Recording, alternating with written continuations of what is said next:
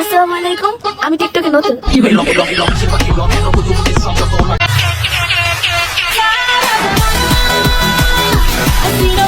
Hey baby brothers, what is your halchal? Now you watching Baby Shark YouTube channel with your Rifat boy. Enjoy every second of your life. Let's start our today's video.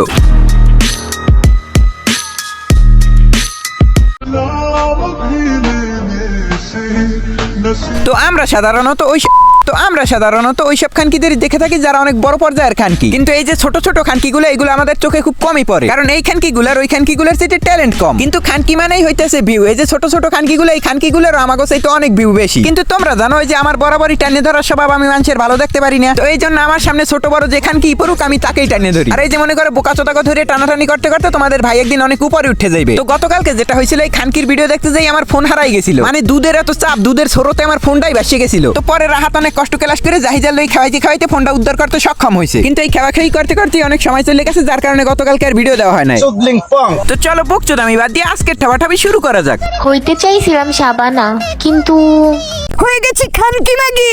তো আমি তোমাদেরকে জীবনে ভালো কিছু শিখাইতে পারি নাই, তো আজকে ঠিক করলাম যে তোমাদেরকে আমি ভালো কিছু শিখাবো। তো আজকে তোমরা শিখবে খানকির প্রকার, খান অকশকের কি, এই তিনটে যোগ বিয়োগ করে হয় খানকি। তো আমরা এই তিনটের যোগ বিয়োগ করে যে একটা সুন্দর শব্দ উৎপন্ন করলাম, এই শব্দটা দিয়ে যাদের মিন করা হয় তারা কিন্তু অনেক প্রকারের হয়ে থাকে। যেমন ধরো ইনডোর খানকি, আউটডোর খানকি, শব্দ দূষণ খানকি, দেহ খানকি, আরো অনেক ধরনের খানকি হয়ে থাকে। ওরে খানকি না, এরকম কোনো খানকি নেই, খানকি উঠতে পারে না। আমি টিকটকে নতুন।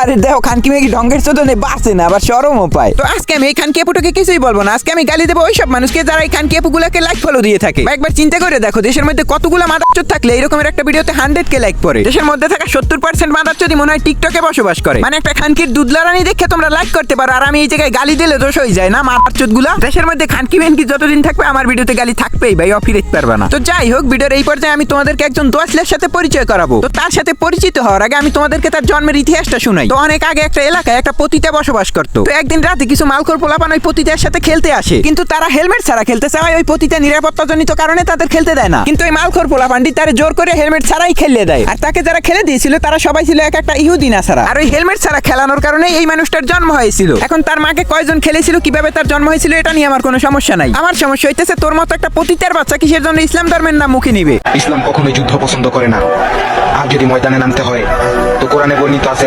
ততটুকুই দেখাও। মোটামুটি আমি বুঝি না ভাই, কিভাবে একটা মুসলিম কান্ট্রিতে বসবাস করে ইসলাম ধর্ম নিয়ে এইভাবে ব্যবসা চোদানোর সাহস পায়। ভিউপার জন্য মাদার মার্কা কাজ কাম তো করতেই আছো, কিন্তু ধর্ম নিয়ে মাদার আমি চোদানোর সাহস কেমনে পাও? আমার যদি অ্যাবিলিটি থাকতো তাইলে তোরে আমি গরম তেলের মধ্যে চুবাইয়া মারতাম। তুই মাদার সৌভাগ্যজনক ভাবে বাচ্চা গেলি। তো যাই হোক, আজকের মতো সবাই খারাপ থাকো, অসুস্থ থাকো, আর আমার ভালো লাগলে সাপোর্ট করো, না লাগলে যাই হ্যান্ডেল মারো।